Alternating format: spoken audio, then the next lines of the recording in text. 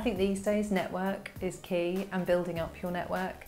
So again, if you go back to the sort of businesses that you want to target or the places that you want to work, it's finding out who are the key people in those businesses, what do they do, and how to approach them in a non-persistent but impactful way. LinkedIn is a great medium for all of those things these days, and it cuts down the traditional search of going through employment agencies and headhunters. That's not to say that we don't use them, because we do, and I don't think we'll ever get away from doing that. And actually an introduction through someone else is always just as good as introducing somebody yourself. So I think the network part is really important, and working on your own behalf to improve that as much as you can. I'm not interested necessarily in the personal paragraphs that people put up, because they are often all the same. A proactive, enthusiastic, excellent communicator and team builder. Well, we'd all say those wonderful things about it. So what is it that kind of separates you from the rest? So if you're targeting your CV to a particular position, show me what you've done in that CV that leads me to know that you are successful in what you do and how you've done it. And if you can get that into a really short, nice, neat paragraph, all the better, because you don't want to be reading through reams and reams of paper.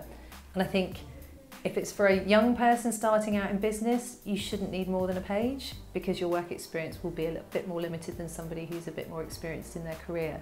Even experienced in your career, I'd say get it onto 2 pages if you can.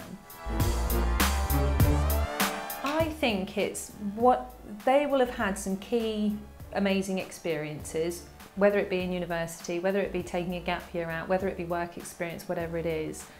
And I would think about what those key experiences have delivered to them or given them that would make them in a better position to do a good job in my business.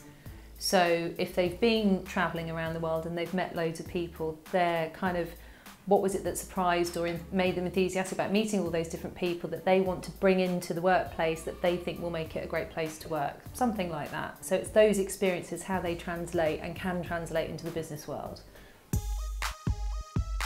Even if it is just a Saturday job doing something quite mundane, it's the things that you didn't know before you did it that you think, oh, I've really learned something there, and this is how I think it's going to translate into a bigger corporate world, for example. So customer service is a great one. We have customer service teams here, and we need people that can speak a range of different languages. So if somebody's gone off and done a travelling thing and learned a bit of Spanish, but they've come back and they've worked in a shoe shop in the city centre, and there's, you know, they kind of, you could say, my combination of learning Spanish and having an appreciation of customer service from a retail background could contribute nicely to doing customer service in your business. You've got people saying now, well, is it really worth going to university? What am I going to gain from it apart from a massive debt maybe at the end of it, and maybe a bit of fun along the way, and the benefit of going, does it outweigh getting into work sooner? I would want to know why somebody hasn't been, but equally I'm not that interested. I think if they're keen to work and they've done their research and they can express to me why they're keen to have a job working in HR or in a particular business or industry, or what they've done that has said, you know what, I'm hungry to get into work and not to carry on with my education, and this is what's happened and this is why I want to do it.